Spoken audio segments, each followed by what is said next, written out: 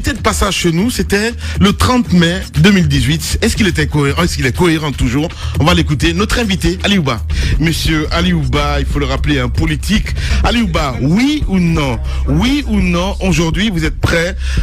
Parce que vous voulez aider ce pays, vous l'avez dit. Si demain, la mouvance vous appelle à rejoindre cette équipe, oui ou non, vous allez partir? Non, je ne suis pas intéressé par un décret d'Alpha Condé ni un arrêté d'un de ses ministres. Oui ou non? Non. Non. Mon message, il s'adresse particulièrement aux jeunes. Depuis ma démission, je ne cesse d'être contacté par les jeunes. Il y a beaucoup d'appels, beaucoup de SMS, beaucoup de messages depuis que j'étais aux États-Unis. Je leur assure que je suis revenu et que je reste dans le combat politique. Pour le moment, je n'ai pas pris une décision par rapport à la suite que je compte donner à ma carrière politique, mais c'est évident que cette décision viendra sous peu. Beaucoup de propositions me sont faites, des propositions venant de la plupart des partis politiques de l'opposition. Je suis proche de tous ceux qui se battent pour que l'alternance soit une réalité en Guinée. Et à cet effet, ils ont ma confiance et moi aussi, je ne les décevrai pas. Alors quand cette décision arrivera, je la rendrai publique parce que certains estiment que le moment est venu pour que je conduise une dynamique politique. Ça n'a rien de personnel, mais ceux qui ont de l'estime pour moi et la confiance pour moi, ils ne seront pas déçus par ma décision qui viendra dans les jours ou dans les mois à venir. Le réalisateur a dénommé évidemment ce passage Aliou clean. Et il est clean, Titi. Oui, franchement, très cohérent avec sa décision, la décision qu'il avait laissé entendre. Ouais. Donc elle a été prise. Je crois qu'elle est conforme avec ce qui a été annoncé. Donc, pour le moment. Pour le moment. Voilà. Oui, parce que il avait dit que beaucoup demandaient qu'il prenne la tête d'une dynamique politique, d'une nouvelle dynamique politique. Malgré toutes les sollicitations, je crois que finalement c'est ce qui est arrivé. Mais Aliouba, la première question, comment c'est arrivé cette décision? On imagine qu'elle n'a pas été du tout facile à prendre. C'est vrai, bonjour. Alors, 5 mois, presque jour pour jour, parce que depuis ma démission, j'ai pris le temps. Comme je l'avais dit ici quand vous m'avez reçu, vous avez bien fait de rappeler mes propos. Et 5 mois d'observation, de consultation, d'écoute, de critique. J'ai fait moi-même mon auto-évaluation pour savoir ce qui a marché. 5 ans d'activité politique, c'est pas beaucoup, mais encore c'était intense. Il fallait que je prenne un peu de recul pour évaluer tout ça. J'ai écouté tous ceux qui ont voulu me parler, tous ceux qui sont venus vers moi d'une manière ou d'une autre, me donner des conseils. Qui est-ce qui sont venus vers toi? Enfin, vers vous, excusez-moi, voilà. Enfin, ça revient à la même chose. C'est un ami, un frère. Ok, écoutez, les acteurs politiques majeurs de ce pays, les partis politiques, non, c'est normal. RPG. Mais écoutez, des cadres du RPG m'ont contacté actuellement. Bon, je ne personnalise pas. Mais non, c'est pas une question de personnalité. Vous êtes sur les GG ici, Ali Ouba. C'est important. C'est qui vous a approché? Non, parce que le problème, c'est quoi? Hier, je disais à notre ami Gawal dans ce studio, je dis parce qu'il y a des politiques voyous, excusez-moi du terme, je dis ce que je pense. Qui vous a approché du côté des RPG? Vous savez, pour moi, ce qui est plus important, c'est ce que moi-même je pose comme acte. L'institution elle-même, pour moi, elle va au-delà des personnes qui la composent. Ils ne l'ont pas fait certainement au nom d'une délégation du RPG, mais ce sont des membres importants du RPG. Et je continue d'avoir des amis dans ce parti, tout comme j'ai des amis ailleurs. Ça n'a rien de politique. Ils ont estimé que c'était important qu'on travaille ensemble. J'ai trouvé que ce qu'ils avaient à me dire, éventuellement, je leur ai donné mes réponses. Je ne me reconnais pas dans cette façon de faire. Et en toute courtoisie, parce que c'est pas de l'animosité, ce sont des Guinéens aussi qui se battent à leur façon. Mais je suis pas d'accord avec la façon dont ils gèrent le pays. C'est la même chose du côté de l'opposition. Donc, j'ai eu des contacts un peu partout, de façon générale. Mais j'ai estimé, et ceux qui sont autour de moi, qui ont pensé que ce serait mieux de créer une nouvelle voie pour faire une nouvelle offre politique, pas dans le souci de faire le trop-plein de partis politiques, il y en a en quantité, mais en qualité, il y a encore des offres qui manquent. Parce que la politique, elle ne sert que quand elle peut faire des résultats pour améliorer les conditions de vie des gens.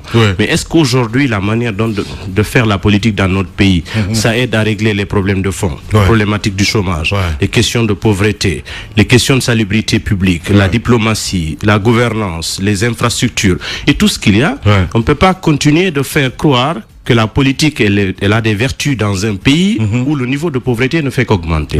Alors, j'ai compris que j'ai une approche, une lecture des choses différente de la façon dont ceux qui m'ont approché ont l'appréhension de la politique. Pour certains, la politique, c'est un ensemble de combines. Il faut savoir mentir, il faut savoir tromper.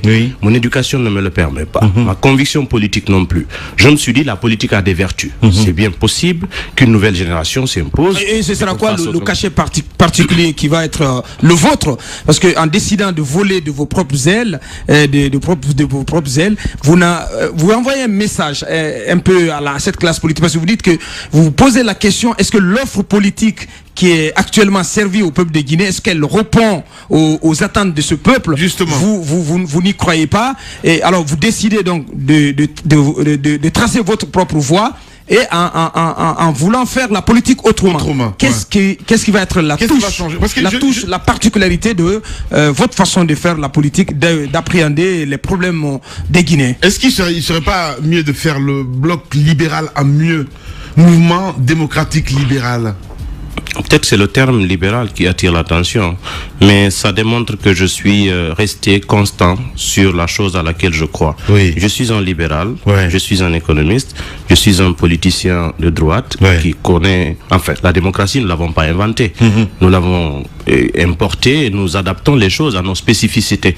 C'est vrai que ce n'est pas le libéralisme à l'occidental, mais la vision que nous voulons promouvoir, c'est un projet socio-libéral.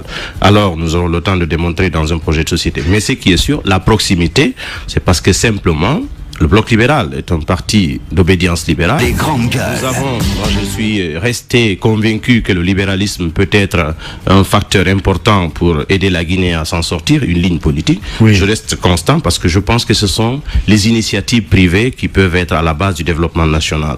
Maintenant, en ce qui concerne la touche particulière, j'ai fait 5 ans d'activité politique, à observer tout le monde, à lire les projets de société. Mais je vous avoue que très souvent, je suis déçu de constater que la plupart des projets de société sont similaires.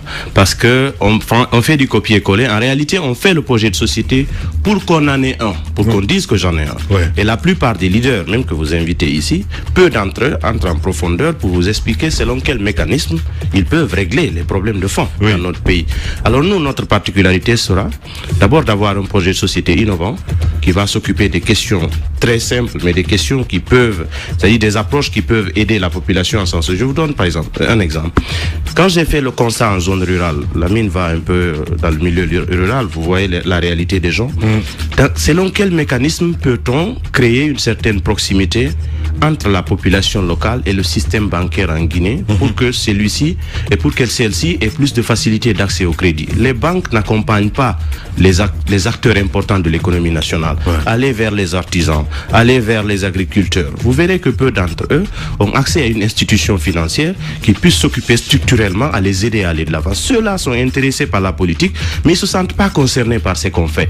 On ne viendra pas dire à nos compatriotes, le FMI a déclaré ceci, la banque, la balance commerciale de la Guinée de Thèse. Ce sont des grosses expressions qui ne sont pas à la portée de nos compatriotes. L'homme politique, c'est celui-là qui sait évaluer d'abord, savoir quels sont les besoins. Parler le langage de ces paysans. Absolument. Quand on parle de la problématique du chômage, il faut qu'on soit capable d'avoir un programme chiffré pour évaluer d'abord, nous avons combien de chômeurs dans notre pays? Il n'y a pas de statistiques en Guinée. Il y a un problème de quantification réelle. Et vous ne pouvez pas prétendre régler un problème que vous n'avez même pas pu évaluer. La problématique du chômage est une problématique réelle. Ça concerne la jeunesse.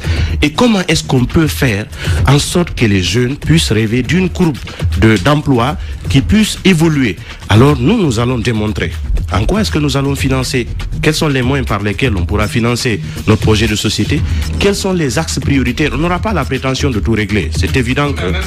En même temps, certains qui vous écoutent diront que c'est prétentieux de votre part de vouloir dire que tous ceux qui sont actuellement sur la scène politique ne font pas une offre politique qui rencontre les préoccupations des populations, qui peuvent régler les préoccupations de nos compatriotes.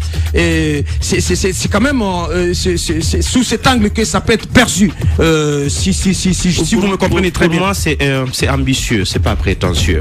Parce que regardez, évaluons les choses. Si la politique ne produit que des pauvres, si la politique ne fait que c'est-à-dire on ne fait que des tueries, il y a toujours des crises qu'on n'arrive pas à régler. Il y a même un problème de dialogue. Dans un pays, avec toutes les institutions, on n'arrive pas à discuter sereinement.